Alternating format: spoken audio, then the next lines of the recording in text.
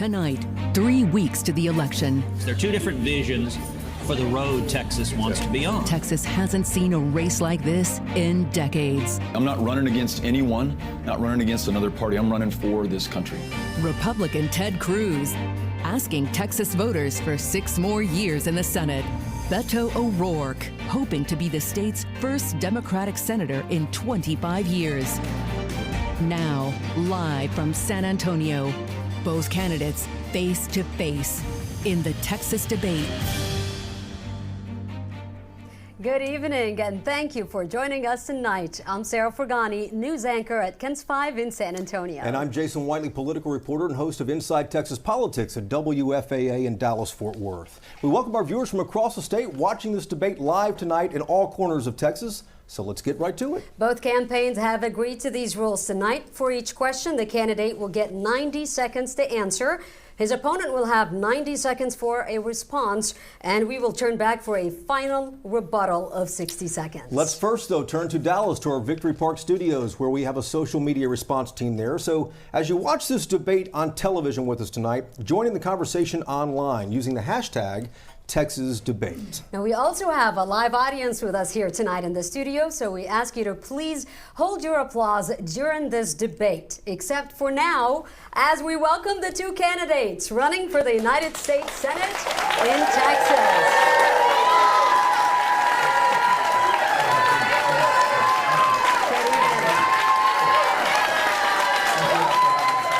Please welcome Ted Cruz and Beto O'Rourke here.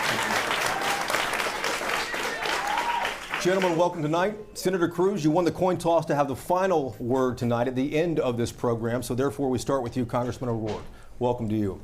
21 days away from election, and there's still uncertainty about the security of our ballot boxes. And just yesterday, new cyber attacks again reported on election databases in several states. But misinformation online can be just as dangerous as so many people know. The question is, should Congress enact regulations on social media to protect voters from that misinformation? First, Jason, let me thank you and Sarah for moderating tonight's debate, KHOU 5 for hosting us, the people of San Antonio for being here, and the people of Texas for watching this and participating in one of the most important decisions of our lifetimes. Es un honor estar aquí con ustedes otra vez aquí en San Antonio. Yes, the integrity of our ballot box, 242 years into this experiment, the American democracy that is the exception, not the rule in world history, is sacred. And it's essential that we continue to protect it. It's under attack unlike any other time in this nation's past. We know, because the intelligence community has reached a unanimous conclusion on this, that the Russian government sought to undermine our democracy. In fact, President Trump's own administration announced the indictment of 12 Russian nationals who compromised the voter data of more than 500,000 of our fellow Americans. And we know they will attack us again in this election and the next unless we stand up to them now. So yes, let's protect the integrity of our ballot box, which is why I'm a little surprised that Senator Cruz has voted against the funding to protect access to the ballot box and to ensure that your vote goes to the candidate of your choice. And yes, we must also ensure that on social media, where so many of us now have become the product on Twitter, on Facebook, that we are not manipulated and that opinions that we hold are not shaped by those from other countries. So I want to work with my colleagues on both sides of the aisle, work with this administration to make sure that we do that, and every single voter can make an informed decision based on accurate information. Congressman, that is your time. 90-second response, Mr. Cruz. Of course we should do more to protect the integrity of elections. And I'm proud to have supported, number one, funding from the federal government to the states to help secure our elections. But number two, just a week ago, the Senate Judiciary Committee passed legislation that I co-sponsored called the Deter Act that would punish anyone that comes to this country with the purpose of undermining elections. We need to make sure our elections are safe and secure. Now, your question was, should Congress be regulating social media companies and what they allow to be said? I believe in the First Amendment. I don't believe Congress should be in the business of regulating conduct, because I don't think it's government's job to regulate content, rather, online. That being said, I am very concerned, and I know there are millions of Texans who are concerned, about the political bias of big tech, of Facebook and Google, skewing and silencing the voices of those who politically they disagree with. You may remember several months ago, Mark Zuckerberg, the CEO of Facebook, testified before the Senate, and I asked him a series of vigorous questions about the political bias at Facebook. Now, even though Congress shouldn't regulate the content, there are two things we should think about doing. Number one, right now, big tech enjoys an immunity from liability on the assumption that they would be neutral and fair. If they're not going to be neutral and fair, if they're going to be biased, we should repeal the immunity from liability so they should be liable like the rest of us. Number two, the giant tech companies, by any measure, are bigger than AT&T was when it was broken up under the antitrust laws, bigger than Standard Oil, and if they're abusing market powers of monopoly, the antitrust laws should be enforced. Senator, that is your time. Congressman, to be clear, he said that, yes, Congress should enact regulations on social media. Yes or no, in the remaining 60-second rebuttal here for you, yes or no for regulations on social media? Yes, I think we can have thoughtful regulations that ensure that we're making informed decisions based on facts and the truth, and we're not being manipulated by foreign powers. But it's interesting that Ted Cruz invested more than $5 million in Cambridge Analytica, which is the very company that helped to undermine our democracy, to feed false news and false opinions to our fellow Americans, to manipulate the world's greatest democracy. $5 million from Ted Cruz that funded Cambridge Analytica. He voted against supporting and safeguarding the integrity of our ballot box. And our junior senator will not stand up to President Trump, someone who apologizes for Russia, defends that country, Vladimir Putin, the leader of the country that sought to undermine our democracy. He won't stand up against him, and he won't stand up for us to make sure that our elections are free and fair, that your vote goes to the intended candidate. This is beyond party politics. This is getting our democracy back on track, and we need a senator from Texas who will do that. Congressman, that is your time. Senator Cruz, Brett Kavanaugh was sworn in 11 days ago. The U.S. Supreme Court now has 5 justices who have either directly stated or suggested that Roe v. Wade was wrongly decided. Should we prepare for changes to abortion law in this country? Well, listen, I believe that every human life is a gift from God, is a precious gift from God, and it should be protected. It should be protected and cherished. I'm pro-life. And now, the question of what will happen at the Supreme Court on Roe versus Wade or anything else, we'll have to see when cases are decided. Judge Kavanaugh, just like his predecessors, just like Justice Ginsburg, just like Justice Kagan, declined to answer those questions, and that's been the standard at the Supreme Court for many, many years.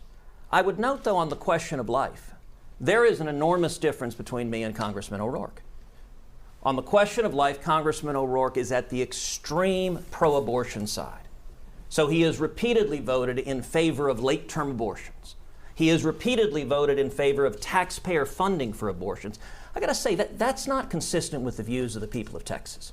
The people of Texas, and I will say especially the Hispanic community, we don't want to see taxpayer-funded Medicaid funding abortions and late-term abortions. I think that's extreme and that's disconnected. And I will note as well, on the question of judges is a massive divide between Congressman O'Rourke and me. I was proud to help lead the effort to confirm Neil Gorsuch to the Supreme Court. I was proud to help lead the effort to confirm Justice Brett Kavanaugh to the court. Congressman O'Rourke would have voted against both of them, and he wants to see, like Hillary Clinton promised to appoint, left-wing judicial activists who impose their own policy preferences from the bench. I don't think that's what the people of Texas want. We want Senator, judges and justices who will follow the Constitution and follow the law. That's your time. Thank you. Congressman, you have 90 seconds for response. Senator Cruz has a very troubling record when it comes to judicial nominations and confirmations. He supported the nomination of a judge, Jeff Mateer, who described transgender children as part of Satan's plan, believes in conversion therapy. He supported the nomination of a judge, someone to be a judge who'd never tried a case before, another potential judge who could not tell us whether Brown versus the Board of Education was correctly decided. From our perspective, in a state where you can be fired for being gay, I want a justice who believes in civil rights. From the perspective of a state that ranks 50th in voter turnout in the country, not by accident, by design, some people drawn out of their democracy, I want a justice who believes in voting rights. And for a state that is at the epicenter of the maternal mortality crisis, as we made it harder and harder for women to get access to the health care that they need, to get that cervical cancer screening, to see that family planning provider, to see a provider of any kind. We're losing them faster here than in almost any other state, almost any other developed country in the world. I will only vote to confirm a Supreme Court justice who believes in a woman's right to make her own decisions about her own body and who has the health care access to be able to do so. We should be able, the next junior senator from the state of Texas, to work with our colleagues, to work with the administration, to have justices who will rule in favor of people and our needs, not corporations, not special interests, not the political action committees. Those are some very significant needs that we have in Texas right now, not represented by now Justice Kavanaugh. And so, yeah, this is a decision that I'm concerned about. That's your time. Thank you. Senator, in your 60-second rebuttal, what should abortion law in Texas look like? Well, you know, it's striking that Congressman O'Rourke didn't dispute his extreme record on abortion, supporting late-term abortion, supporting taxpayer funding for abortion, supporting taxpayer funding for abortions late-term, even for illegal aliens. That is, and he's voted for that. That is an extreme position. Fewer than 9% of Texans agree with him. He also didn't dispute that he opposed Justice Gorsuch, he opposed Justice Kavanaugh, and if you listen to what Congressman O'Rourke said he wants justices that agree with his own left-wing policy views. That's not the job of the court. The job of the court is to follow the law. If you want to change the law, you do it through elections. You do it. The Constitution gives the power to the people, not 5 unelected lawyers in Washington. And let me note, the same judges that Congressman O'Rourke wants to see would also undermine the First Amendment, would undermine free speech, would undermine religious liberty, would undermine the Second Amendment. Hillary Clinton promised to appoint justices who would undermine the Second Amendment, and Congressman O'Rourke enthusiastically supported her doing so. Senator, that's your time. Thank you very much. Senator Cruz, President Trump said on Sunday that something is changing in regards to the climate. You're clearly on record for years saying there's no evidence to just back that up, that nothing exists yet to back that up. But major oil companies, including Texas-based ExxonMobil, says even on this website, the risk of climate change is clear and warrants action. That's ExxonMobil's own words there. So what do you tell Texas companies who think this really is a problem? Well, listen, of course the climate is changing. The climate has been changing from the dawn of time. The climate will change as long as we have a planet Earth. I am the son of 2 mathematicians and computer programmers. I believe in science. I chair the Science and Space Subcommittee of the Senate Commerce Committee. And indeed, in that capacity, I chaired a hearing looking on the science and data behind global warming. And we heard testimony, we heard actual science and data. Far too many Democrats approach this issue not as a matter of science. I think we should follow the science and follow the evidence, but instead what they approach it as a matter of government power. They want the power to control the economy. That has led, for example, Congressman O'Rourke to cast some votes that I think are really harmful to the people of Texas. For example, Congressman O'Rourke voted in favor of a $10 a barrel tax on every barrel of oil produced in the state of Texas. That would have been absolutely devastating to the state of Texas. By the way, $10 a barrel, that works out to about 24 cents a gallon that every one of us would pay when you go fill up your car or truck. That would hurt the people of Texas. And let me point out, look, a robust energy sector is good for all of Texas. There are millions of jobs that depend on a robust oil and gas sector. And Congressman O'Rourke's record voting against Texas oil and gas, voting against energy, that hurts the economy, it hurts jobs. It's not right for Texas. And let me point out, all of those oil and gas workers, they buy homes, they buy cars and trucks, they get health care, they give to churches and schools. And by the way, the University of Texas and Texas A&M get hundreds of millions of dollars from our energy sector. That's your time, Senator. Let's move on to a 90-second response from Mr. O'Rourke. This is what you can expect over the course of this debate. Senator Cruz is not going to be honest with you. He's going to make up positions and votes that I've never held or have ever taken. He's dishonest. It's why the president called him Lying Ted, and it's why the nickname stuck, because it's true. Look, the climate is changing, and man-made climate change is a fact. 300 years after the Enlightenment, we should be able to listen to the scientists and follow their advice and guidance. And they tell us that we still have time, but the window is closing to get this right. If we're going to make our commitment to the generations that follow and not just think about the next election or our political career or pursuit of the White House, then we can make the right decisions now. We can support Texas being a proud energy leader in oil and in gas, but also in renewable energy. Today, Texas leads the country. We're number 1 in the nation in the generation of renewable wind power. We're number 5 and moving up quick when it comes to solar. The 2 fastest growing jobs in the United States of America today, wind and solar jobs. We can continue to grow this economy. We can reject the false choice between oil and gas and renewable energy. Make sure that we produce and refine and transport and use our energy resources more responsibly. And listen, this isn't one political party saying this. This is people of both parties in every single county in Texas that we've had the chance to listen to people. These are folks who work in the energy industry. Amy and I were in Ira, Texas, listening to those who work in some of these fracking operations. What they want is predictability and consistency in the regulations, and then they will perform to them. Congressman, that's your time. Mr. Cruz, 60-second rebuttal. The question is, does ExxonMobil have it wrong here? Well, it's clear Congressman O'Rourke's pollsters have told him to come out on the attack. So if he wants to insult me and call me a liar, that's fine. But, you know, John Adams famously said, facts are stubborn things. So if you want to see the vote he cast for a $10 a barrel tax on oil, go to our website. It's tedcruz.org. And we will put up the exact text of the vote and a link to Congressman O'Rourke's vote against the people of Texas. Let me say, if you work in energy, if you work in oil and gas, Congressman O'Rourke's record on this is extreme. He didn't just vote for a $10 a barrel tax on oil. He's also voted for aggressive regulations of fracking, aggressive regulations of exporting liquefied natural gas. He's a prominent supporter of President Obama's Paris climate deal, which would have killed thousands of jobs in the state of Texas. That's not good for Texas, and it's an example of, over and over again, Congressman O'Rourke sides with liberal extremists on the national level instead of the people of Texas, instead of jobs of Texas. And by the way, Senator, alternatives are great too. Texas leads in energy across the board.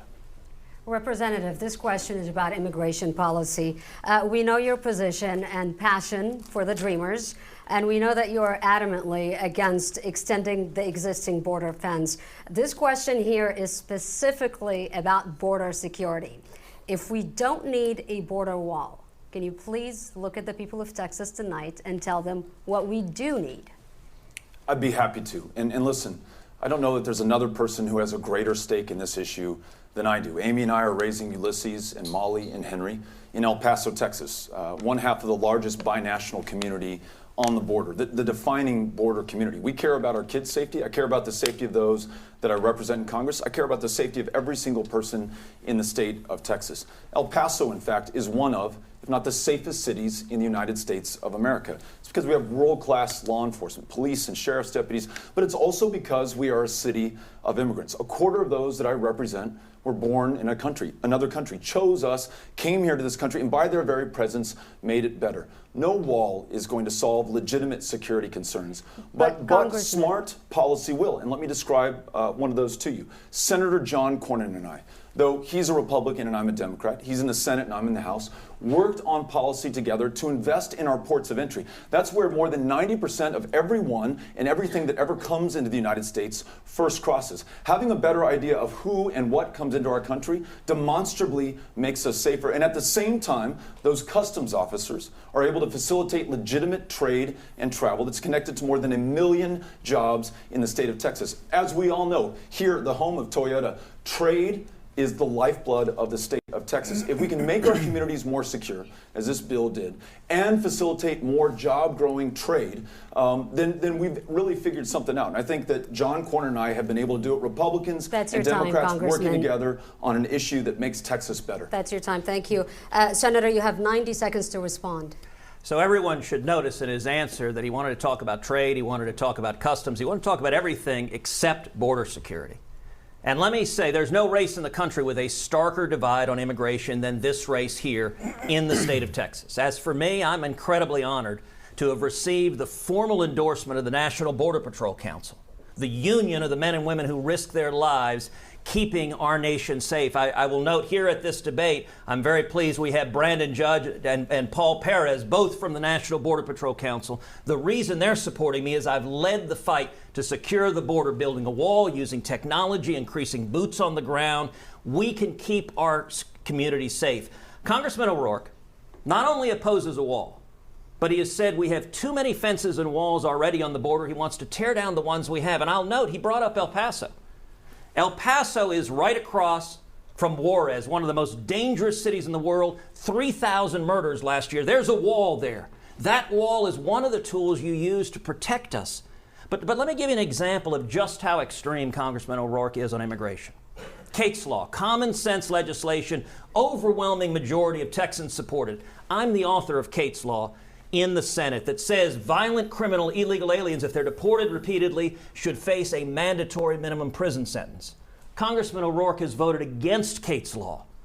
That's wrong. We should not be releasing violent criminals into our community. Congressman, in your 60-second rebuttal, can you tell us your specific plan to secure the border?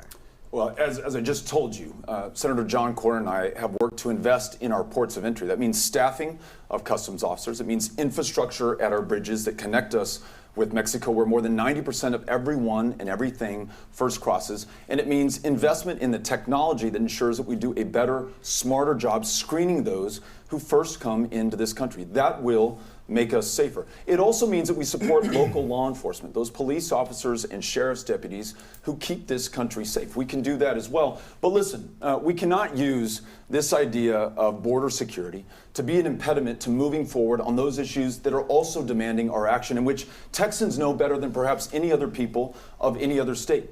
On issues of immigration reform, the fate of Dreamers, nearly 200,000 in the state of Texas. When the Senate voted to move forward on debate for Dreamers, 98 senators showed up that day. 97 voted to move forward. Only one senator voted no, stood in the corner while everyone else was at the table.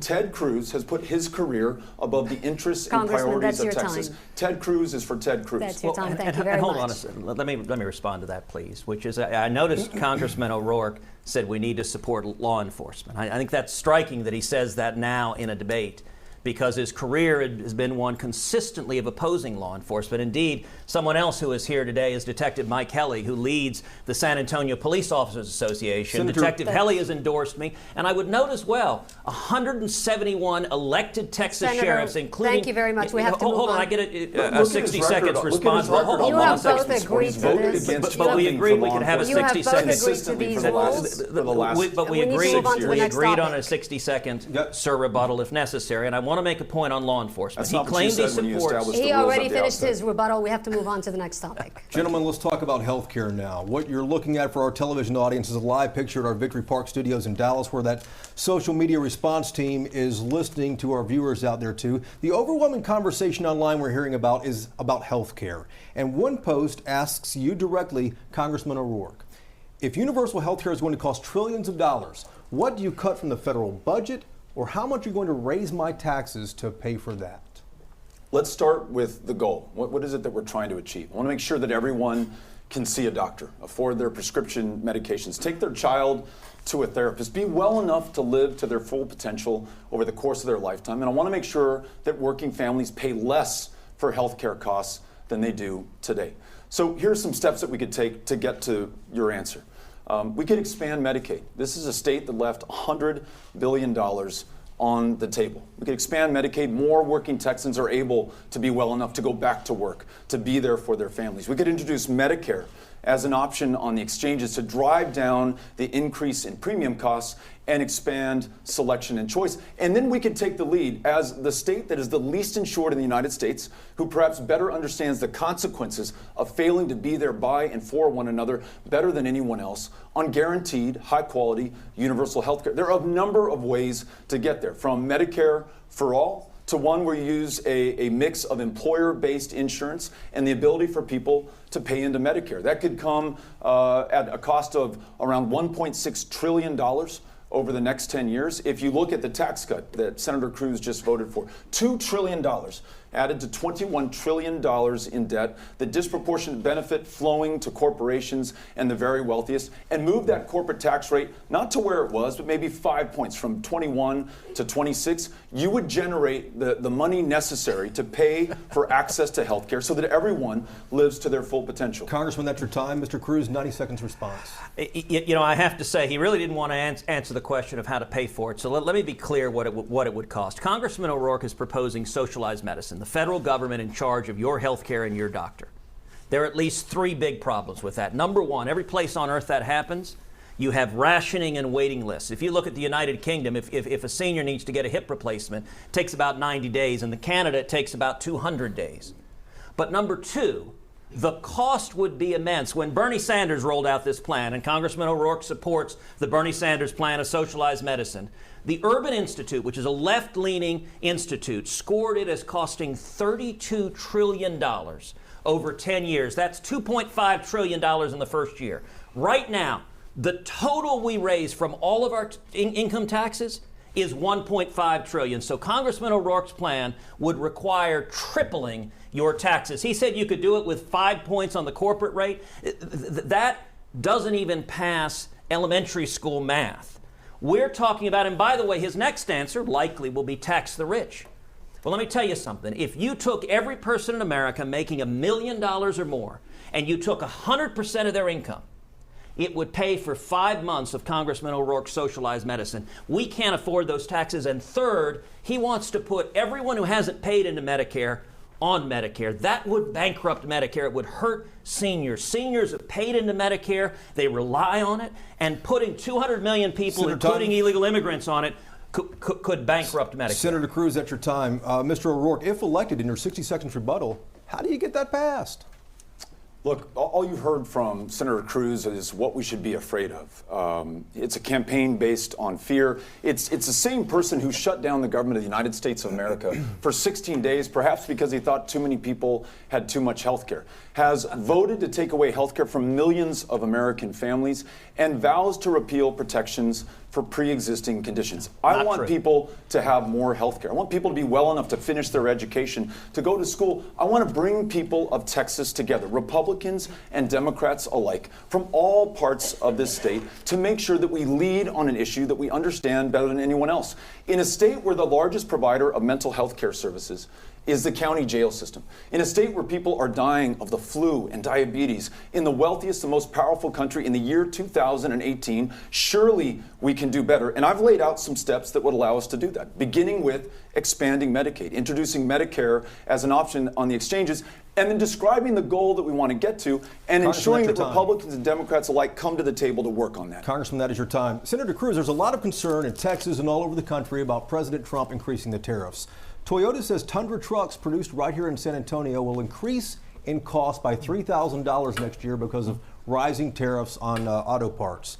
2 nights ago on 60 Minutes, President Trump did not rule out increasing tariffs again. So the question is, do you believe tariffs threaten Texas growth? And if so, is it time for the Senate to step in and stop it? I'm against tariffs. I'm against a trade war. Is it time for the Senate to step in and stop it? Let me answer the question. I'm against tariffs. I'm against a trade war. I have made the case repeatedly to President Trump that in trade, we should be expanding our access to foreign markets. We should be expanding the ability of Texas farmers and ranchers and manufacturers and energy to export our goods and services. If we are reducing the barriers, whether it is to Mexico or Canada or China or anywhere else, so we're selling more, that's a good thing. If we're erecting barriers and shutting down trade, that is a bad thing. This is one of the few issues on which Congressman O'Rourke and I have some common ground, in that we've both spoken out in favor of trade. The difference is that I'm able to work with President Trump and make the case to President Trump, and we have seen, for example, the President has negotiated a new NAFTA, new trade deal that has benefits that should benefit the state of Texas, that should benefit San Antonio. Congressman O'Rourke is not able to work with President Trump, and indeed, Congressman O'Rourke is the only Democratic Senate nominee in the country who has explicitly come out for impeaching President Trump. That is extreme, and it means if Congressman O'Rourke has his way, he mentioned a shutdown. You want to talk about a shutdown, with Congressman O'Rourke leading the way, 2 years of a partisan circus shutting down the federal government in a witch hunt on the president. That's not good for the state of Texas. It's not good for our country. Senator, that is your time. 90 seconds response from you, Mr. O'Rourke. Really interesting to hear you talk about a partisan circus after your last 6 years in the U.S. Senate. Listen, if you have this special relationship with President Trump, then where is the result of that? You are all talk and no action. The tariffs that the president has levied, the trade wars that he has entered this country into, is hurting no state more than it's hurting Texas. Our farmers, our ranchers, our producers, our manufacturers, and our exporters. Right here in San Antonio at the Toyota plant, where Amy and I bought our Tundra and met the folks who made it. Yes, we have problems with other countries around the world. China dumping aluminum and steel, manipulating their currency. And I want to make sure that we stand up to China. But when have we ever gone to war, including a trade war, without any allies? And that's exactly what the president, with Senator Cruz's help, would have us do. We've alienated the European Union. We've alienated Canada and Mexico. We've alienated all other potential partners, and we're going it alone against China, and it is not working. Just listen to the farmers. And I know you haven't had the chance to visit every county, but I have, and I've listened to them, and they are hurting. And the anxiety and the uncertainty of not knowing when these trade wars will end, or the certainty of knowing that when those trade wars do end, those buyers in those other countries will find other people from whom to have bought from. And they will no longer be coming to Texas to buy what we grow, what we raise, what we export, and what we manufacture. We need a senator who will work with the president when we can and stand up to him where we must. And on these tariffs, we must stand up to him. Senator Cruz, 60 seconds to rebuttal, but I want to ask you again, should the Senate step in and stop this? I think we should keep working with the president, which is what we have been doing.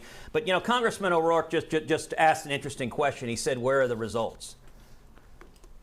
Congressman O'Rourke and I were both elected to Congress on the same day 6 years ago, November of 2012. We've served exactly the same length of time in Congress. In those 6 years, I have authored and passed 34 separate pieces of legislation, major victories for the American people. But he asked where are the results. I'll point to one front and center, which is the historic tax cut that I spent thousands of hours bringing senators together, getting passed. And he said, where are the results? The state of Texas is booming. We've got right now the lowest unemployment in 49 years. African American unemployment is the lowest that's ever been recorded. Hispanic unemployment is the lowest that's ever been recorded. Youth unemployment is the lowest in 52 years. Texas is seeing the benefits of low taxes and low regulations. And Congressman O'Rourke's position is always, always, always in favor of higher taxes. He said in response to how he pays for socialized medicine, higher taxes, that's not good for Texas. Thank you very much. Representative O'Rourke, you supported $15 billion to help victims of Hurricane Harvey. But 2 weeks after that, you voted against a bill that would have also given them tax relief. What do you tell those victims who are still struggling financially today, 1 year later? I've been with many of those who were affected by Harvey in the immediate aftermath, going to places like Rockport or Port Aransas, Houston, Beaumont, Port Arthur, and continuing to come back again and again to see what we can do to be helpful. I voted for more than $136 billion in aid to support those communities who've been hit by natural disasters, including Harvey. And in the specific bill that you asked about, the tax relief was not as great as we have seen for those who have been through other natural disasters. I thought we could get a better deal.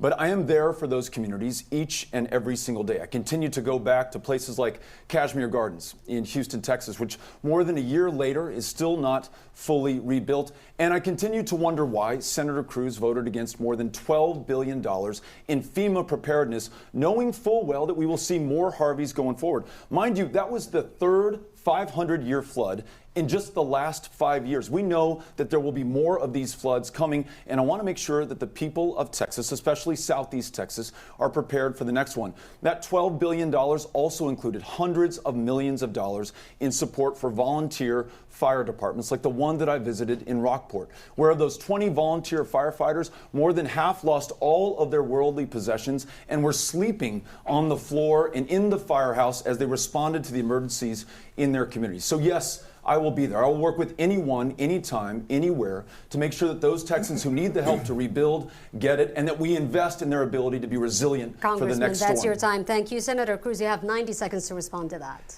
Houston's my hometown. Hurricane Harvey hit Texas unlike any disaster we've ever seen. It was devastating. I was home with Heidi and my girls during the hurricane, and for months thereafter spent time in virtually every community along the Gulf Coast, 2, 3, 4, 5 times, working with the state and local officials.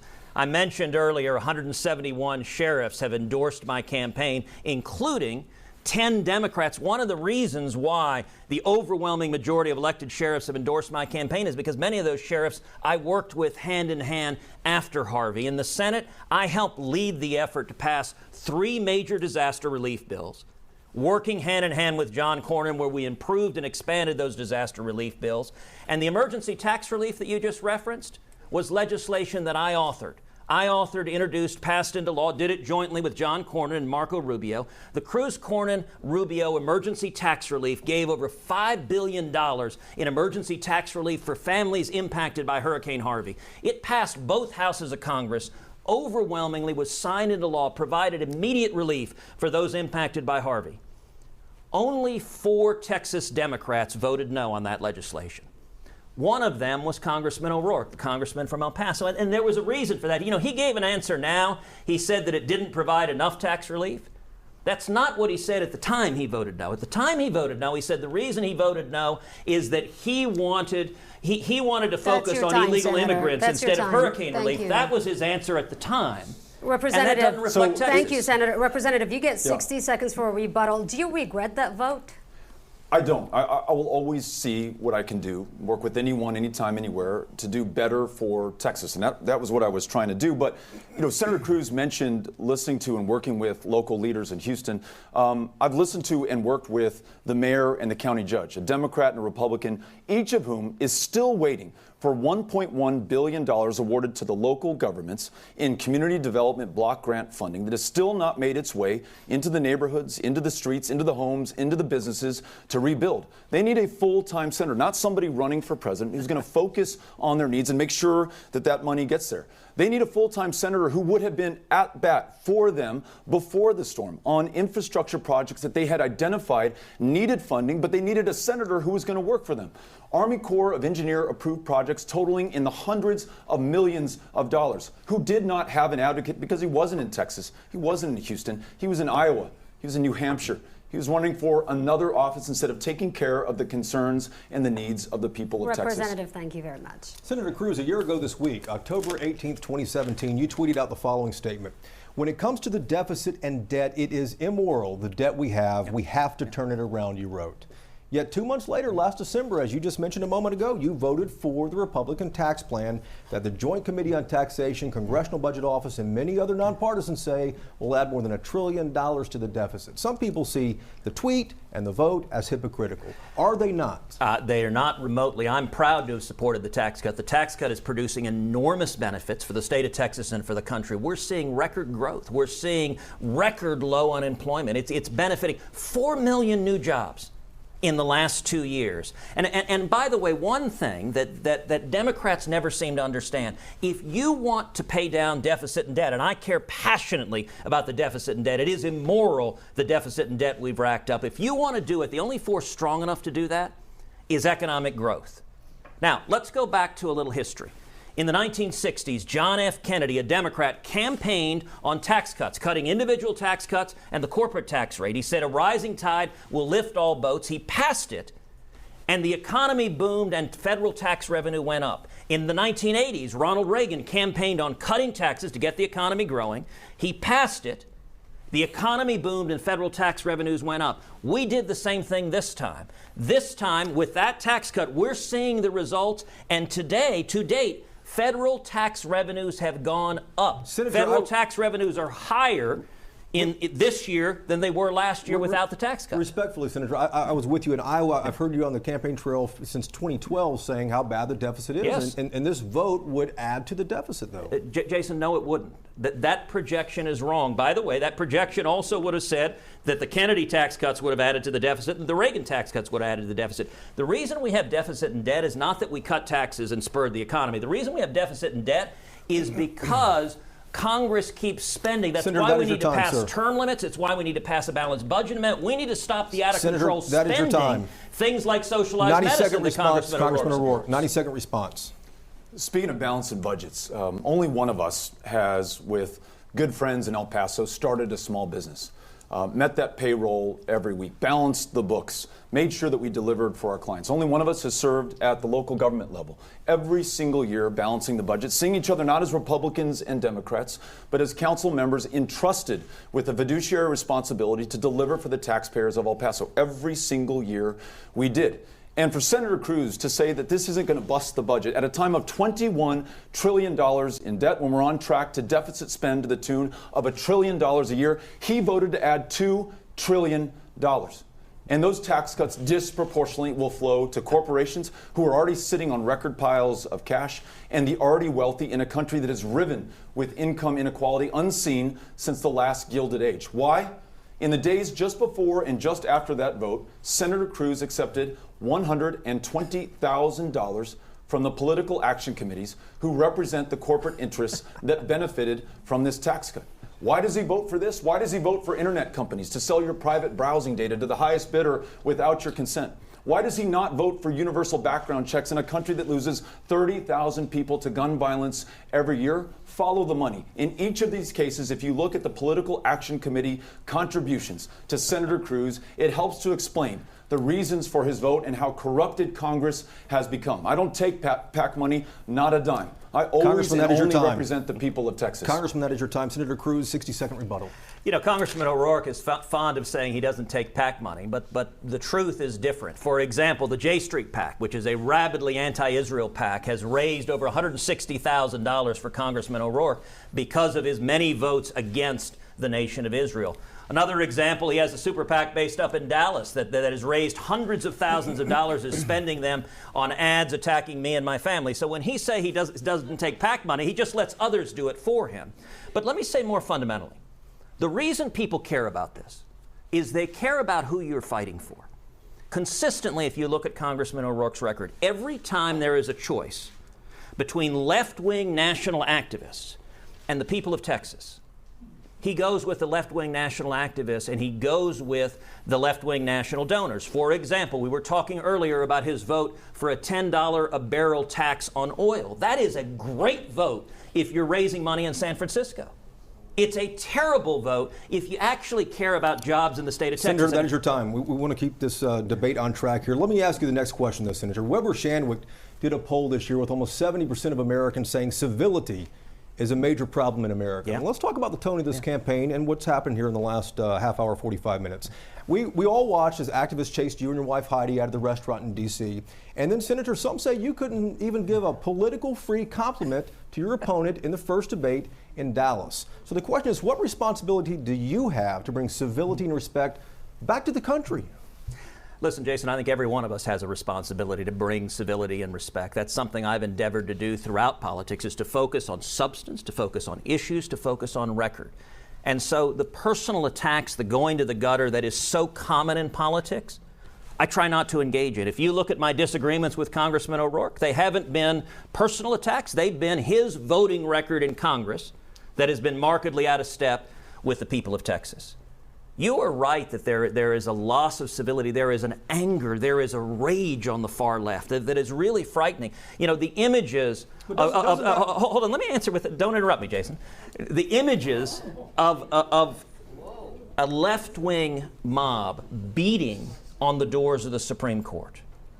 That's not good for our country. We can disagree while treating each other with respect, while treating each other with civility. I think that's important to do. We can discuss, are tax cuts good or is raising taxes good? That's a discussion we ought to have, but it shouldn't be personal. It shouldn't go down to the gutter. It should focus on actual substance. And let me tell you, I think the lowest point we have seen is the confirmation hearings for Justice Kavanaugh, where we saw Senate Democrats be willing to smear Judge Kavanaugh and his family, be willing to repeat unsupported, uncorroborated allegations and go after him in a way that I thought was shameful. It was important that process be fair, that Dr. Ford get a full and fair opportunity to tell her story, that she be treated with respect, and she was.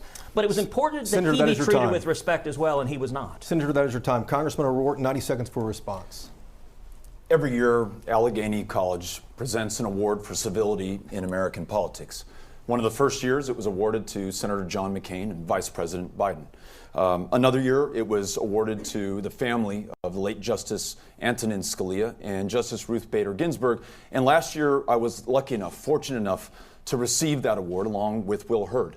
Our ability to travel across the country as a Republican and a Democrat in a car and Facebook live stream the whole thing, but then to get to work in Congress, enjoying one another's legislation to do better for our constituents, regardless of the party differences that might otherwise stand between us, was recognized.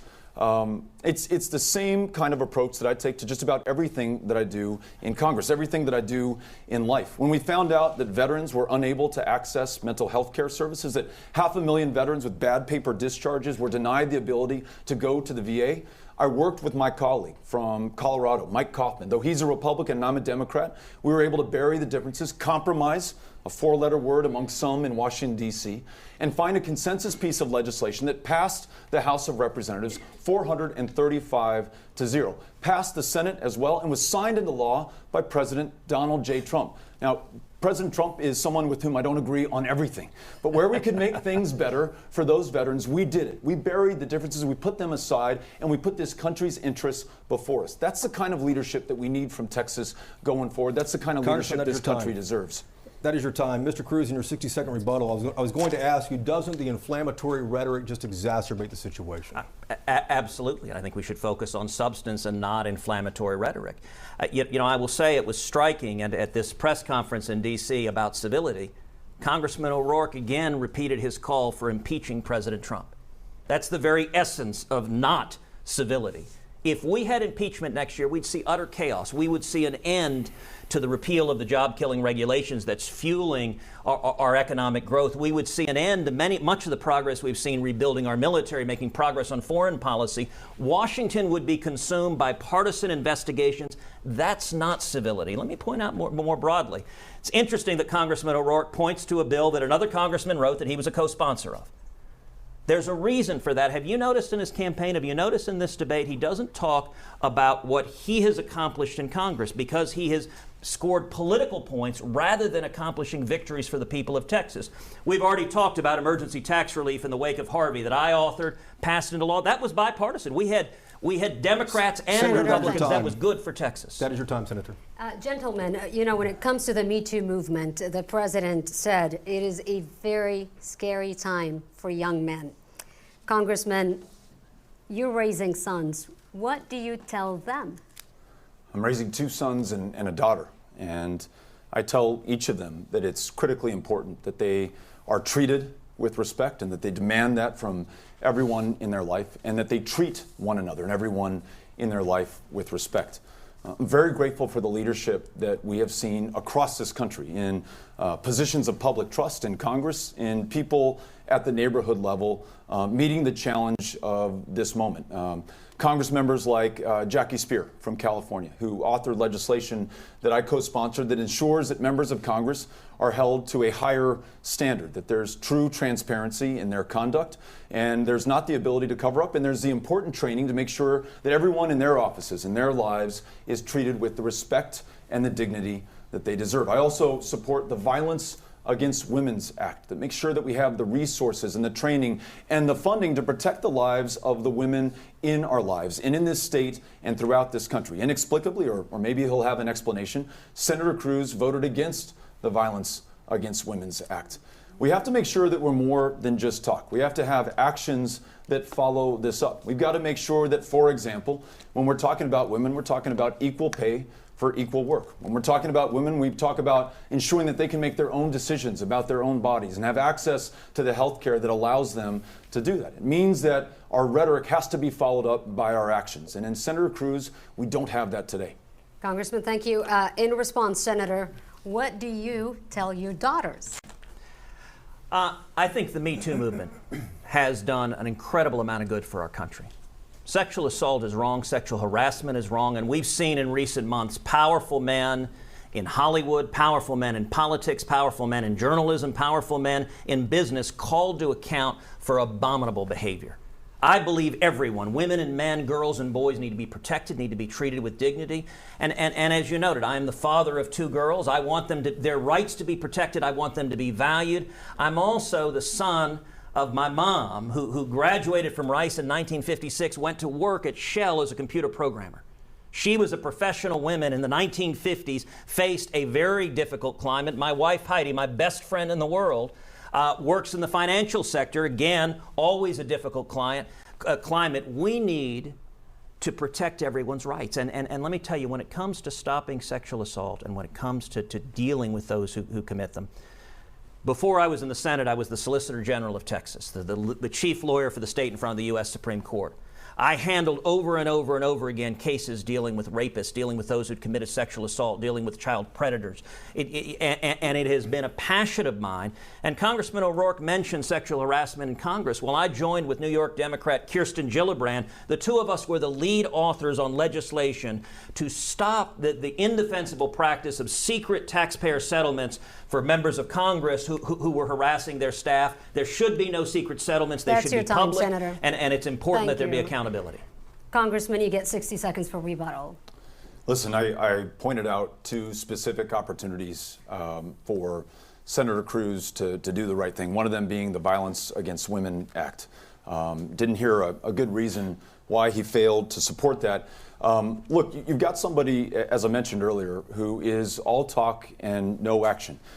You've got somebody who left the state of Texas within a year of being elected to represent all of us to run for another office. Hasn't been to all the counties of Texas, but has been to all 99 of Iowa. Has missed a quarter of the votes in 2015, missed half of them in 2016. There's only one other senator from either party over the last 25 years who has a worse record on bipartisanship. In other words, Ted Cruz has a harder time working with members across the aisle than almost anyone else to get anything done. So if he's not showing up in Texas, if he's not showing up in D.C. to vote, who is he showing up for? I want to make sure that whether it is women and the issue that you just asked about now or any other priority that we have as a state, we have a senator who shows up every single day for every single one of us. That's your time. Thank you. Let's move on to something different here, too. We have 60 seconds for each of you. We want you to tell us something you've done in the last year that has nothing to do with politics that will give Texans insight to who you are as a person. Senator Cruz, you first.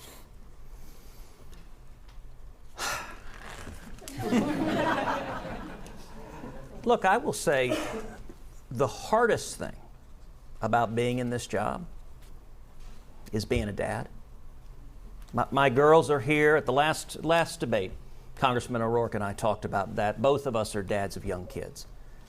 And it is tough. It is tough. Our girls are 7 and 10. Monday morning leaving is really hard. Last year I helped coach Caroline's girls basketball team, the 4th grade basketball team. The basketball practices were Sunday afternoon, so I was able to be at the practices. As Caroline will point out many times, in the course of the whole season, I made it to 1 game.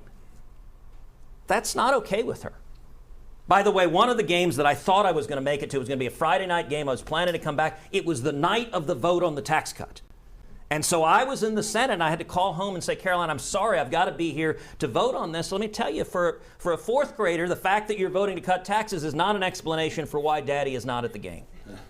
That's really a hard thing. Being a dad, part of what we do, we call on FaceTime, and we try to carve out every Sunday for the family. But that is hard, Senator, and I take being a dad really seriously. Senator, thank you for sharing as well, too. Congressman O'Rourke, 60 seconds. I think much of what Senator Cruz just said resonates with me. We've spent the better part of the last 21 months on the road campaigning in every single county of Texas. Don't get to see my kids as much as I want to. Know that Amy takes on the lion's share of the burden with a child who's just entered 6th grade, another who's in 5th, and Henry who's in 2nd. Every now and then we get down in the basement where I have a drum kit that ostensibly was purchased for Henry, but really was for me. A PA and an amplifier, and me and the kids will rock out, and Amy allows us to do that for a little while. We go to Ulysses travel baseball tournaments. The last one was in Las Cruces. I've had them in Alamogordo as well. Just went with Molly, who is nursing back to life a blind squirrel that was picked up in East Texas, dropped off in El Paso at a wildlife animal rescue run by Miss Julie. Got to meet this blind squirrel who's slowly regaining its sight. Henry, one of the best parts of my day is when I am at home, getting to walk him to school and just talking about what he dreamed about the night before and what he's into this day. So with very little time outside of the campaign or my official job, I spend it with my family. Congressman, thank you for sharing as well, too. We've asked you both a lot of questions tonight. Now we want to let you guys address Texas voters directly. You both get 2 minutes for closing statements here. As we mentioned early on, a flip of the coin gives you the final word tonight. Senator Cruz, Congressman O'Rourke, you're up first. Listen, I just want to thank you each for moderating this debate, everyone who has been here to witness it, and all those who made this campaign in the election of our lifetime possible. I was talking to Amy tonight about this moment that stayed with me after I first met Secretary of Defense Jim Mattis. He's meeting with members of the Armed Services Committee, and he reminded us that the United States historically has enjoyed two principal powers that distinguish us from the rest of the world. One is the power of intimidation, to field the most awesome military force the world has ever known. The other, and he thought maybe the greater power, is the power of inspiration, to continue to be the indispensable nation that lives up to the promise and the potential of our founders, a nation that not just Americans look up to, but the world looks up to. And whether we will remain the inspiration of the world is an open question right now. Walls, Muslim bans, the press as the enemy of the people, taking kids away from their parents after they've survived a horrifying 2,000-mile journey seeking asylum here in this country. The bitterness, the partisanship, the pettiness, the dishonesty that defines so much of the national conversation. We are in desperate need right now of inspiration. But I'll tell you what, traveling the state of Texas, meeting people regardless of their walk of life, their background, their party affiliation, you have inspired me. You've inspired me to transcend the obstacles, to be the big, courageous, bold, strong match for this moment on any issue that challenges us. In Texas, where nearly half of school teachers work a second job just to make ends meet, making sure that we're there for them, pay them a living wage, and ensure that they can teach to the child, not the test. In this state of immigrants, making sure that we lead the national conversation, free dreamers from any fear of deportation, and the least insured state in the country could take the lead on guaranteed, high-quality, universal health care. You have inspired me in this race, and I'm grateful to have the chance to represent you. Thank you. Senator Cruz, 2 minutes.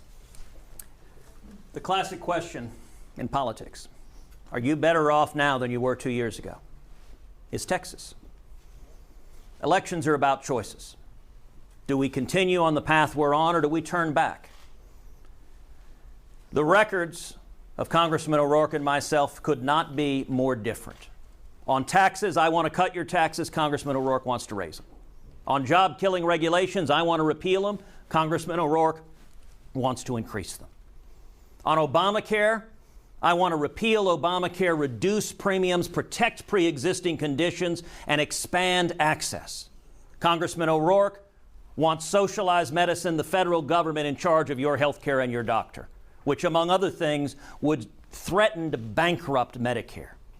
I want to keep the economic boom we're experiencing right now going, moving forward. Congressman O'Rourke wants the next 2 years to be drawn into the partisan circus of impeachment proceedings against President Trump. Elections are about who we are. Do we choose fear, or do we choose hope? I believe in hope. My mom was the first one in her family to go to college, and she was a pioneer professional woman. My dad came from Cuba with nothing. Washed dishes making 50 cents an hour, came here seeking the American dream. If someone had approached my dad in 1957 and said, 50 years hence, your son will be a U.S. Senator representing the state of Texas, that teenage immigrant could never have believed it. And yet, as I stood on the Senate floor with my hand on my dad's Bible, there was my father in the gallery, tears running down his eyes. Only in America. This is a choice about keeping the boom going, we have the lowest Hispanic unemployment ever recorded, the lowest African American unemployment ever recorded. Why would we want to screw that up? We need to defend jobs, defend the Constitution, Senator and Cruz, secure our borders. That is your time, sir. We appreciate it. Mr. Cruz, Mr. O'Rourke, thank you for sharing tonight. We appreciate that. Thank you very much. Quick reminder, our social media response team in Dallas is still watching what's trending from tonight's debate. Tell us what you thought about the candidates. Please use the hashtag as well, Texas Debate. A reminder to our viewers as well, early voting begins on Monday. The election, 21 days away, on November the 6th. We appreciate you watching. Good night from San Antonio.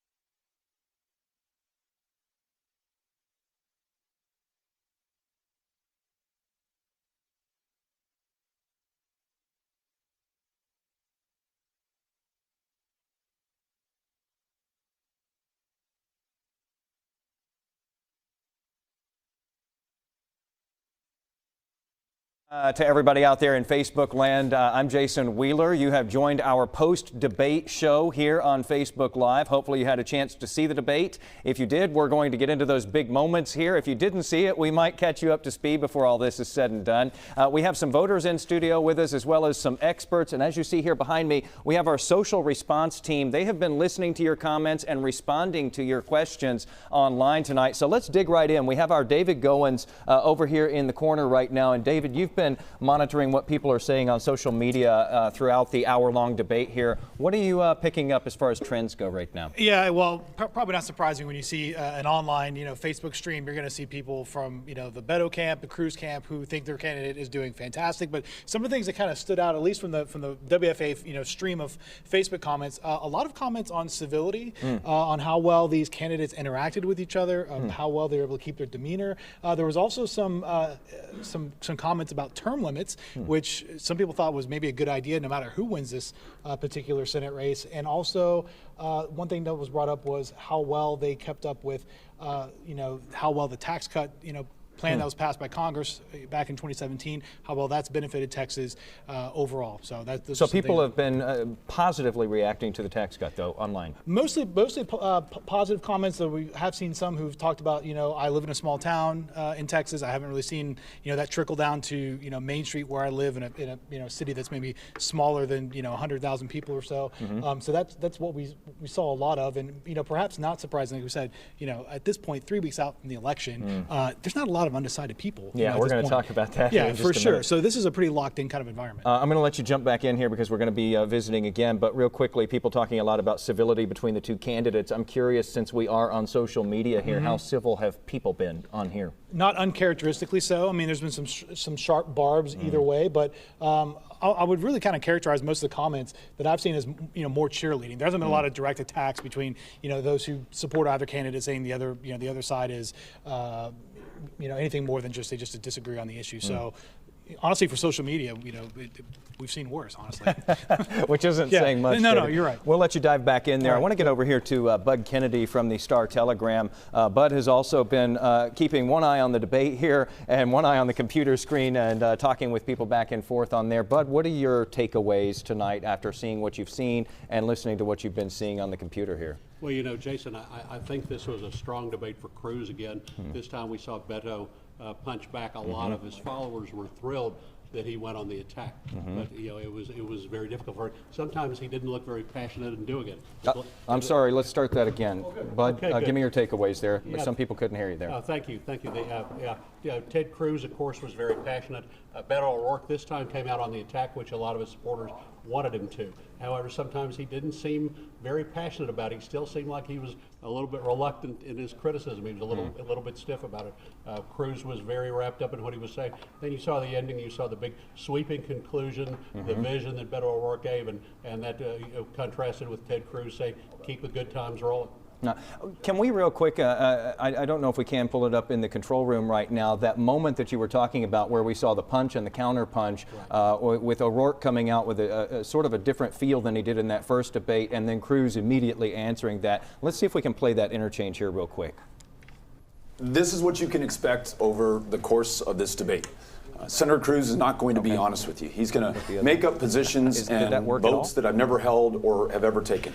He's dishonest. It's why the president called him Lying Ted, and it's why the nickname stuck, because it's true. Well, it's clear Congressman O'Rourke's pollsters have told him to come out on the attack. So if he wants to insult me and call me a liar, that's fine. Okay, so that would, John Adams, I would say that had to be the sharpest moments of the debate there. Do you think that it scored points for either guy? Well, and what was interesting about this was that Ted Cruz turned Beto O'Rourke's tool against him in the first debate. Beto O'Rourke often sounded like he was part of the audience, saying there you go again, and things like that. This time it was Cruz being self-analytical, saying it sounds like Beto O'Rourke's pollsters told him to go on the attack. Later he kept telling the audience what it seemed like Beto O'Rourke was trying to do, along with debating he was using Beto's tool against him. Did one of them have to come out a little stronger this time, do you think? I mean, we're down to 2 debates here between these two. Did one of them have to come out tonight a little bit stronger? Or did one of them have to come out a little bit softer? There was a lot of concern about O'Rourke that he had not made the sale on why Texans should fire the incumbent senator. A lot of younger voters didn't want him to come out attacking Cruz. They want him to run a different kind of campaign. But a lot of older voters say, you know, if you don't seem like you'll fight for us, you know, we're not going to vote for you. And so a lot of the older voters kind of got their way in this debate. Boy, it's a real tightrope to walk, isn't it? It's tough to please everybody, but the older voters are usually the ones who turn out. They show up. But I'll let you get back into the computer there. We're going to get back to you here in just a few. Want to introduce you to our other panel over here. By the way, we are expecting at any moment to be able to go back to San Antonio to speak with the two debate moderators tonight, our own Jason Whiteley as well as Sarah Forgani. As soon as we get them, we want to pick their brains just about some of the sort of behind-the-scenes stuff. But we'd like to introduce you to our panel here, and I'm going to go left to right in the back row and then the front row just to get everybody introduced here. We have Matt Engel, top left there, Democratic strategist and director of the Lone Star Project. Next to him, we have Jacob Jones, a voter who considers himself independent, and we're going to get to some of his interesting thoughts here, as well as Rania Batrice in the top right up there. She is firmly in the Beto camp here. Down on the bottom here, we have our Republican representative, Wade Emmert, the former chairman of the Dallas County Republican Party. Next to him, we have Lisa Grimaldi Abdul Karim, who is all about Senator Cruz, and she solidified that even more tonight, I think, if it was possible. And then next to her, we have Jesse Taylor, also very much for Senator Cruz here. So let's just start down here on the bottom. Wade, did your man come out tonight and do what he needed to do? Did Senator Cruz deliver? So what fascinates me is the strategy involved. It was clear that Beto felt like he had to come out and attack, and that's probably because the polling of the past week or so has not been favorable to him, down by as much as 9 points. So he felt like he had to swing for the fences and win big. I don't think he did it. He had some good moments, but I also thought Ted Cruz appropriately countered some of those moments and had some home runs himself. So to overcome those polls, then, did Beto O'Rourke need to come out even more aggressive than what we saw tonight? I think he had to come out smarter, I thought he had some good moments, but I thought overall Ted Cruz had a very good showing, and you know, when you balance the two, there was not a huge win for Beto. Rania, I saw you up there going up to the top right here. I saw you back there taking a lot of notes during the debate, and I really saw an expression, and I'll ask you which note stands out to you the most, but I really saw an expression when Senator Cruz was talking, and he talked about the fact that he's tried to stay away from personal attacks in this campaign, and I just saw you sort of throw your head back. What are your thoughts tonight after what you saw for the past hour? It would be funny if it weren't so absurd. I don't even want to repeat the ads because they are such blatant lies, and I don't want to repeat the lies on air or on camera or anything because that doesn't help anything. But it's just very, very interesting to me that he can say with a straight face that he stayed away from the criticisms and the attacks and this positive and whatever terminology he used, when anyone, I feel like, who's seen a lot of his attack ads can pinpoint all the different inaccuracies and falsehoods that are out there. Well, let's skip up front to Jesse here. Jesse, you're an interesting case study because for a lot of your life you didn't necessarily vote reliably Republican. You were telling me you made the switch about 4 or 5 years ago. You did elect Senator Cruz for his first term, and you feel like he did a pretty phenomenal job tonight. How have you felt about his first term? I'm pleased with his first term. And when it comes to Beto, I get it. Especially coming from my community.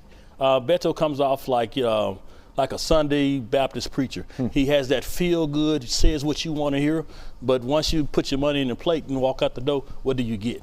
So that's where I'm at with Beto. But I'm all for Cruz, and especially when it comes to securing our borders.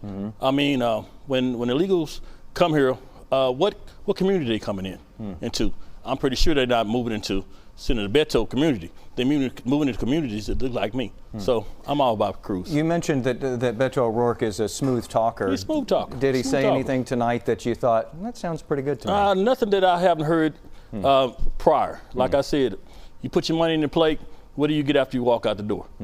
So that's where I stand. I got to go next to you to Lisa here. Lisa, Jesse's saying that Congressman O'Rourke is a smooth talker and says some things that sound really good. I get the sense from you that nothing he says sounds very good.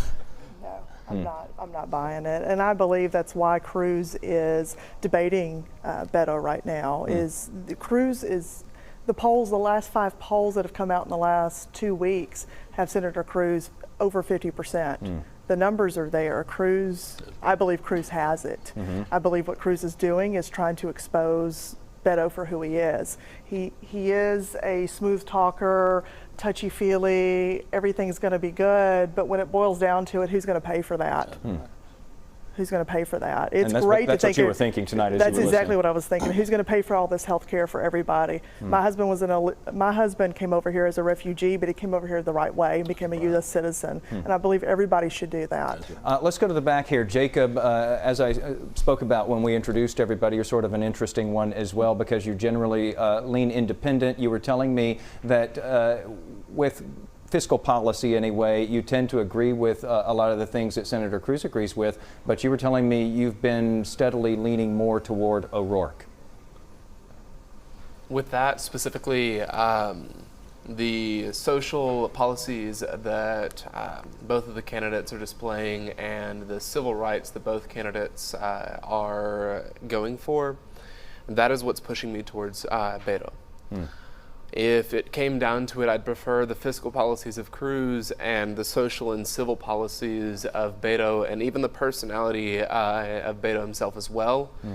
And the combination of that, and whenever it comes down to who I want on a national level, I would want someone who is fighting to make sure that civil liberties are addressed just as much as fiscal policy, even if I will disagree with almost every single fiscal policy that Beto is putting forward. Well, that's an interesting thought there. And of course, you can't have a combined candidate, when you go in there to choose on election night. And I'm just curious, you're leaning toward Beto. Could you change your mind between now and when it's time to vote? The thing that would make me change my mind is if Cruz renounced some of his positions on same-sex marriage, if he pushed for more civil liberties instead of his current positions and going by his current voting record, if he pushed more for civil liberties, if he pushed more to take back his policies on same-sex marriage, that would largely push me into the Cruz, into the pool of people voting for Cruz. So what I'm hearing here is that you're voting for Beto then when it comes time to cast that ballot, because that is a tall order that's probably not going to happen. Let's talk with Matt Engel now from the Lone Star Project. Matt, we were hearing over here from Bud saying that basically O'Rourke needed to come out tonight, swinging perhaps more so than in the first debate, at least among some voters who want to see that aggression in him, maybe the older voters.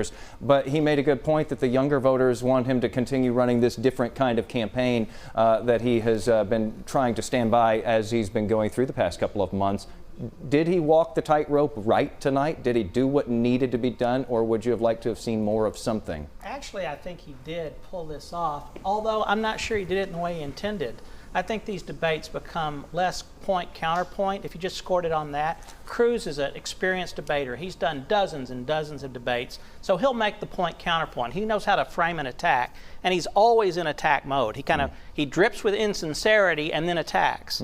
And whereas Beto has an earnestness about him, and even when he attacked a little bit, you could tell he wasn't particularly comfortable with it, but I think that does really emphasize the fact that he's earnest, he wants to change the culture, and for him to win, he has to appeal to voters who want to change the culture in Washington. And everything through that debate said that Ted Cruz will keep the division going. He's been a part of it. That was what he was all about his first 4 years in the Senate. And Beto makes it clear he wants to try to heal those wounds. That's what he's got to get voters to think about when they're going to vote. All right. I want to pop down to San Antonio again right now because, of course, that's where tonight's debate took place. And we've got the moderators standing by to talk to us right now, our own Jason Whiteley, as well as Sarah Forgani from KHOU 5 there in San Antonio, our sister station there. Thanks, both of you, for being with us tonight. Contentious debate, but everybody got along pretty nicely there. I wanted to get your takeaways from this tonight because both of you saw the first debate that happened a little while back. This is the second one, and really it's going to be the final one before voters make up their minds here. Did you notice differences between the two candidates tonight versus that first debate? No, Jason, I'll start out here too, and forgive me because I don't know where you guys started with the conversation a few minutes ago. Sarah and I just walked in here and plugged in, but I thought one of the biggest differences is going into this, I really expected Beto to be sparring a lot more, interrupting Senator Cruz. That's not necessarily who he is and what he has campaigned on over the last 2 years, but I think at this point in the campaign, he likely needs that. With polls showing he is 7, 8, 9 points down as we're 3 weeks out. He needs to do something, I think, it appears, according to polls, in order to, push himself forward and get those undecided voters, get those women in the suburbs who might be voting Republican. So I was a little surprised that he didn't, even though he attacked really early on in the first question, surprised he really didn't show a little more teeth with Senator Cruz. Sarah? See, I actually thought it was interesting. There was a point where I thought Representative O'Rourke this time around came out a little bit more aggressive. I mean, at one point, he looked directly at Senator Cruz and he said, "You are dishonest. You are not an honest person." And he said, "The president has called you lying, Ted, for a reason." So I thought it was interesting how this time around he came more with an attack than I thought I saw in the other debate, the first one. That's a good point. That was at 8:14. It is, one of the first comments that I wrote down. He did say that. He's dishonest. The president even called him lying, Ted. I think he said that maybe in the first debate as well. It's something I think he's used once or twice. He clearly was on the attack tonight, but I felt like I expected a tad more of sparring and a tad more interrupting. I qualify that with I know that's not what he has been campaigning on for the last 2 years. But at this point, we're 3 weeks out, and something's got to move in the polls. As a matter of fact, I thought too, it was interesting toward the very end there. There was actually a few moments where there was some levity. They both looked at each other and smiled and, shared a few laughs. And I thought... No, go ahead, Jason. I think you were going to ask something. I was going to touch on that actually, Sarah. What you're talking about there, the sort of the humanizing moments there at the end. It's almost as though we see two totally different people standing there compared to what we've been watching for most of the hour there. I wonder how impactful that is with voters, though, because we were running some questions along during the debate at the bottom of the screens and asking people to weigh in. And the one that was the most lopsided was, will this debate change your mind? 96% of the people who answered said no. 4% said that they could have gone into this tonight with an open mind and maybe changed their minds. These two candidates probably have to know that a lot of people have made up their minds at this point. And so really tonight, aren't they just speaking to their bases out there and trying to get them fired up to get them to the polls? Yeah, there aren't a lot of undecideds in this race, clearly, as polls have shown, but that's the bottom line. Can Congressman O'Rourke flip some of the suburban women who would likely vote Republican, who have voted Republican in the past? That is what his campaign is really trying to do. It's really trying to get those younger millennial voters to the polls. They're hard voters to get to the polls, but I mean, look at the rallies he has had. The number of people he has had at rallies in red counties in this state. And he again talked about how he took a jab at Senator Cruz about how I know the senator hasn't had a chance to get to talk to farmers in a smaller town, because the congressman's talking about the 254 counties that he has visited. Some interesting moments, and as you were about to mention too, the genuine moment tonight I thought was Senator Cruz. He had it when we asked the question about forget politics, tell us something about you in the last year. And he paused for a moment. And he got emotional, actually. He did. He kind of softened up quite a bit. I mean, we went the whole debate, and he was just, fired up one question after the next. And then we get to that, and you could see he just pauses and then softens up. And it's interesting because there was, I was just reading a Quinnipiac poll, I believe, survey said that a lot of women tend to lean toward O'Rourke, and a lot of the men are leaning toward Cruz. Right. So I wonder if this sort of plays in his favor when he just kind of, stepped back for a minute and really showed us that he's just a man. He's the father, to daughters, and he just wants to be part of their family, a family man. Listen, Jason, I've talked to these guys quite a bit. It's hard to throw them off, both of them. These guys are pros at what they do. They know their positions. They know what they believe in.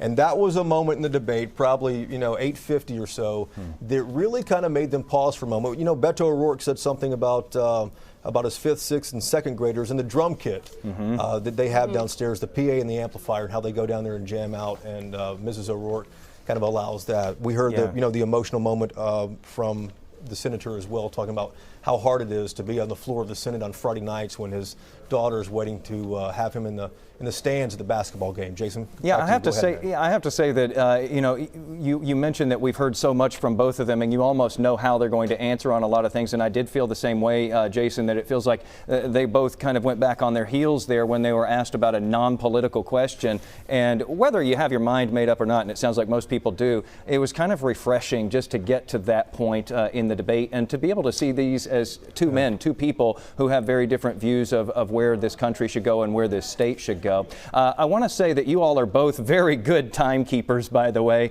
because it is difficult to get in there. And I think at one point we heard some groans from the audience, Jason, when you were basically told not to interrupt there as he was going on. And I want to ask this because in the beginning it seems like we had this fantasy of 5 and maybe 6 debates. Well, it got whittled down to 2 here, and it seems like these two men have so much to say. It's kind of a surprise that they didn't agree to face off more times. Yeah, Beto originally wanted 6 debates back in March or April. Ted Cruz took a little while, but he responded with 5 debates. They couldn't agree on the first Dallas debate. It finally happened. Then they had the issue with the vote on Kavanaugh, which postponed and essentially eliminated the Houston debate. And this is likely the last one. It's the first statewide debate. I think we had 14 television stations broadcasting this across all corners of Texas. It was also on C-SPAN as well, too. But this is likely the last time they'll spar together. There's a chance, as you all likely know from watching the news, that they might get together Thursday night down in the Rio Grande Valley on CNN. It's an appointment that the senator said he couldn't make, and now he said he can make. But CNN says, hey, you declined it already. Check with Beto and see if they'll allow you in. And I believe I want to say, as of earlier today, I was looking at it and they said that O'Rourke had agreed to that town hall with CNN, but so far Cruz has said he would only agree to a debate, not a town hall. So this may very well, this is it. This is, the last time that they're actually going to be facing each other and debating. Yeah, it very well could. Let me point out something that I haven't heard, and you guys watching this and commenting might tell me that I'm crazy that it's been out there. But there was actually a kind of a good point that Senator Cruz made on the question that Sarah asked about immigration policy, specifically about border security. And one point that Congressman O'Rourke continuously relies on, and he is correct, El Paso is a safe city. They have the big banners downtown on the light poles. If you've been to El Paso lately, the past few years, this says, one of the safest cities in America or the safest city in America. Senator Cruz came back with a really great question on this. Well, the border fence is in El Paso, downtown El Paso. And if you've been to El Paso, you see the border fence. You can't miss it. There's miles and miles of it right there in the metropolitan area separating Juarez from El Paso. And the senator said, well, the border fence is what makes El Paso safe.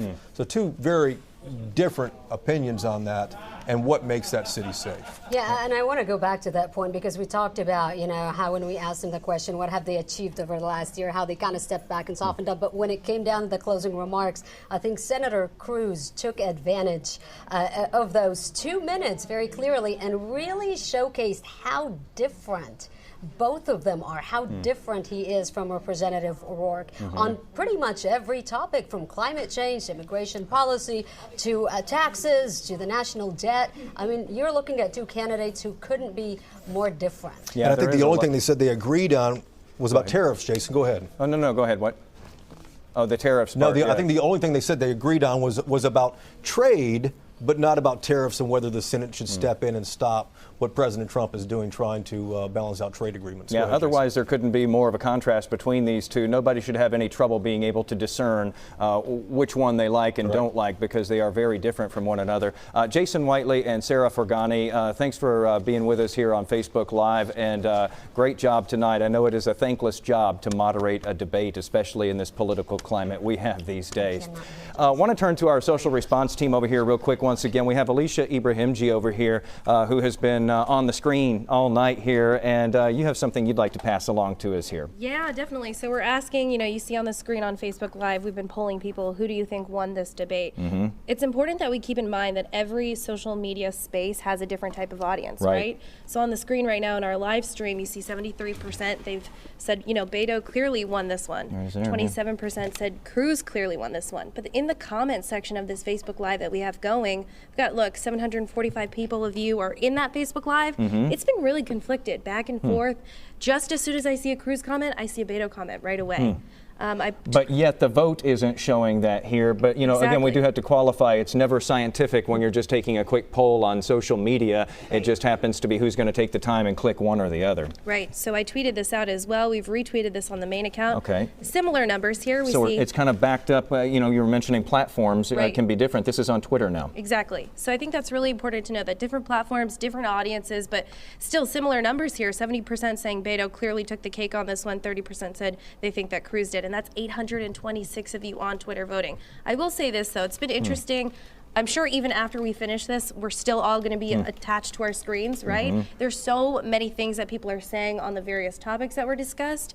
The conversation is going to continue, of course, but there's been no shortage of participation. I do want to emphasize that. It's been really incredible to see the amount of people commenting and really just sort of sharing the conversation. So it's been positive. Thank you, Alicia.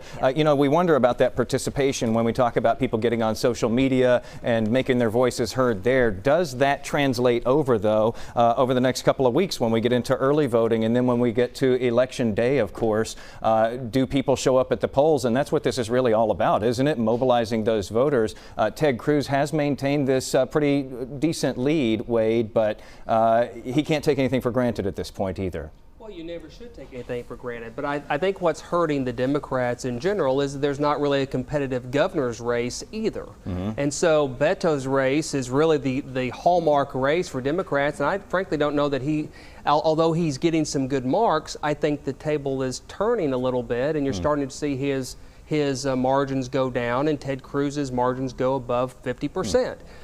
As we sit here today, only 1 in 50 likely voters have not decided who they're voting for in this race. So the reality is this race, I think, is already decided. It's just a question of getting folks out to vote. And I think the Kavanaugh confirmation hearing has told Republicans, you better get out to vote or things could change. Matt, let me take you back over to what she was just talking about these, again, unscientific polls, because it's on social media, it's spur of the moment, people picking a winner, and we have no idea who's on social media at any given time. Does it make you feel good that you're seeing the Democratic candidate here in overwhelming numbers in these social media polls anyway, doing well tonight as the winner of the debate? Honestly, it doesn't surprise me.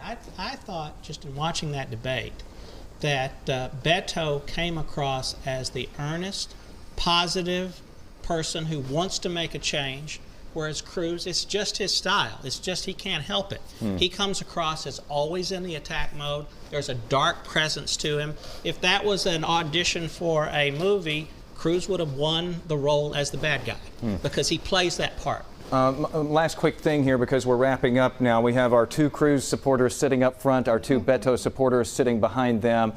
Show of hands, how certain are you that you will be voting and that you will be pulling as many of people from your circle as you can get to make it to the polls as well? And I'd like to say Cruz is doing a Trump, they're doing a rally on Monday down in Houston. There's a group of us going down there, so I think that's going to really fire up Republican voters. But both sides, and Democratic voters. But both sides here feeling good tonight. Yes. Yeah. I also think it's really important to point out that most polls are polling consistent voters, and I understand this is something everyone gets excited and hangs their hat on, but it is always going to come down to turnout, and if young people show up, there's going to be a disappointed GOP. That's those millennials that we were talking about. Thank you all for sharing your thoughts and opinions tonight. I got to get back over here because we're about to be out of time here, because we got to move everything out so that we can do the 10 o'clock news on WFAA TV here in just a little bit. We want to let you know we're not totally dismantling these things, though, so if you want to keep that conversation going on social media, we know that you have a lot to say.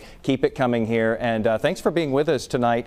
This is a great exercise in democracy to hear all of these different voices. We really appreciate it. More coverage tonight at 10 on WFAA TV.